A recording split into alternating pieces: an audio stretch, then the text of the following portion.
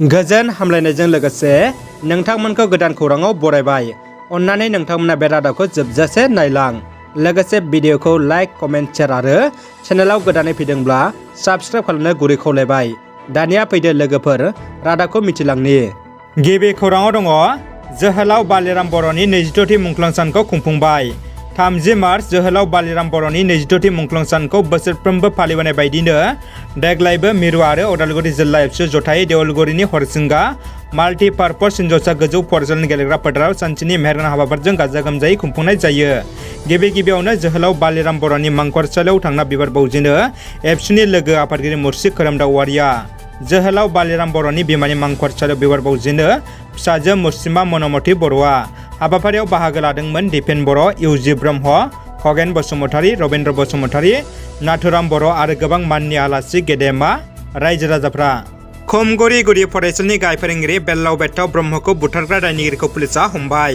थांनाय बावैसो सान सिगां क'क्राझार जिल्लानि पकिराग्राम पुलिस थानानि सिङाव थानाय खुमगुरि गुदि फरायसालिनि गाहाय फोरोंगिरि बेल्लाव बेत्ताव ब्रह्मखौ खारसि बिरसि बुथारनाय जाथायजों लोब्बा थानाय दुथां गौरव सरकार, प्रेमजित बसुमतारी, प्रबाल दैमारि बिसोर दायनिगिरिखौ पुलिसआ गोख्रों संदानना खानो हाबाय। उदालगुरि जिल्लानि बेंबारियाव गिख्रंथाव लामानि जाब्रबथाय। बे जाब्रबथाया डाम्पार आरो कारजों सौदावलायो। मख'नो गोनांदि काराव गाखोनाय ड्राइभारजों लोगोसे बयबो गोब्राबै जोखोम जादों होनना मिथिनो मोन्दों आरो जोखोम जानाय बिथांमोनखौ फाहामथायनि थाखाय देहा फाहामसालियाव दैथायहरबाय। दानिया फैदो गुबुन मोनसे खौराङाव। गसाइगाव सिलाइजों लोगोसे 3 मैहुर खालामग्रा सुबुंफोरखौ हमदों।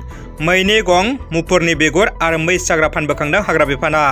रिपु रिजार्भ हाग्रा ओनसोलाव थांनाय हरनि समाव हाग्रा बिफान आरो एसएसबिआ जुथाइ सिग्रोमनायाव 3 मैहुर फालांगिरिफोरखौ हमनो हायो। कुसुगाव ओनसोलनि परत नोगोराव गोख्रों सिग्रोमना 3 मैहुर फालांगिरिफोरखौ हमनो मोननायजों लोगोसे मैहुर खालामनायाव बाहायग्रा अस्त्रफोरबो बोखांनो हायो आरो मैनि गं, मुफुर बिगुर बोखांनो हायो होनना हाग्रा बिफाननि सुलुङाव फोरमायदों। हमजानाय मैहुर खालामग्रा सुबुंफोरखौ फारियै एलुस हास्ता, आगस्टिन हास्ता, लुटु मुर्मु होनना मिथिनो मोनो। दिल्लीनि गिबि मन्थ्रि अरविन्द केजरीवालनि न'खराव सिनाय मोनै दुथांफोरनि हामला। दुथांफोरा गिबि मन्थ्रिनि न'नि सिसि केमेराखौ बुख्रेबदों। मख'नो गोनांदि बिजेपिनि जुब मर्चानि धरना सोलिबाय थानाय समावनो बे जाथाया सोमजिदों। बे खौरांखौ दिल्लीनि लेङाइ गिबि मन्थ्रिया मिथिहोदों। बे जाथायजों बिजेपिनि सोद्रोमाफोरखौ हामला खालामनायनि सन्देह लानाय जादों। चिरां जिल्लानि भारतभुटान सिमना ओनसोलाव सिखावनि गिथावना उदखार। गंनै न'खराव गोबां लाख रां आरो सना लुथिदों सिखावफ्रा। चिरां जिल्लानि आनन्द बिटिनि हालामनि जुमुनागुरि गामिनि थागिबि अबिनाश मुसाहार न'खराव माखासे दुथां सुबुंफ्रा मैया हरनि 8 रिंगायाव हाथियार दिन्थिनानै आरो गावग्लुं गावसि खालामनानै 2 लाखनिबो बारा रां आरो सना जरायना लानानै थांदों होननानै न'खरगिरिया फोरमायो।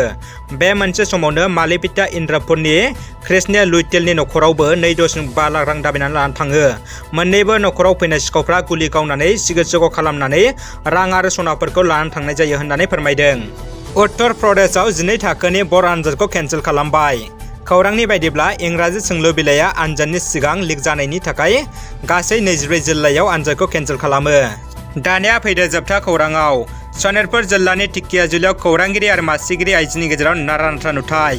टिकियाजुलिनि सासे खौरांगिरि हेंथायै थेलामारा पुलिस पारायाव एजार गथायो थेलामारा गामि पन्चायतनि मासिगिरि मीरा दासआ।